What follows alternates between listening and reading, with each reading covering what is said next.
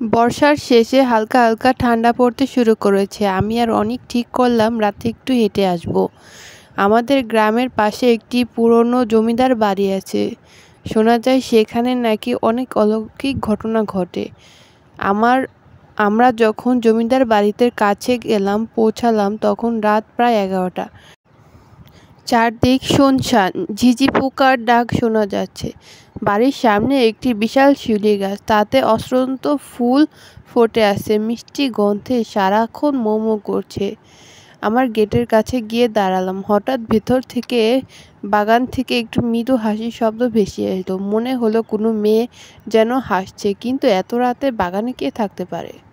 আমরা একটু ভয় পেয়ে গেলাম। ঠিক করলাম ফিরে যাব, কিন্তু পা যেন আর চলছেই না।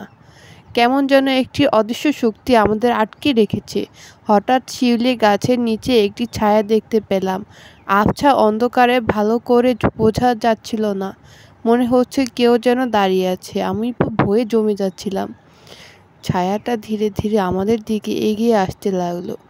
চাঁদের আলোতে দেখলাম একটি মেয়ে, পরনে সাদা একটি শাড়ি, মুখটা দেখা যাচ্ছে না, লম্বা চুল ঢাকা।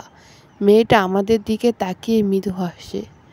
আমরা চিৎকার করে দৌড়ে সরে গেলাম। পিছন থেকে তাকানোর সাহস পেলাম না। মনে হচ্ছিল মেয়েটা যেন আমাদের পিছু নিয়েছে।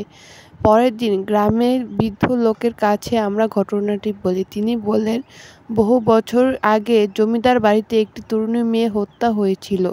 শিউলি ফুল তার কাছে খুব প্রিয় ছিল। আজও নাকি রাতে সেই মেয়েটি শিউলি গাছের নিচে দেখা যায়। আমরা আজও রাতে শিউলি গাছের গন্ধে পেলেই ভয়ে শিউরে উঠি।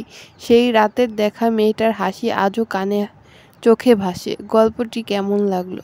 আপনি কি আরও গল্প শুনতে চান?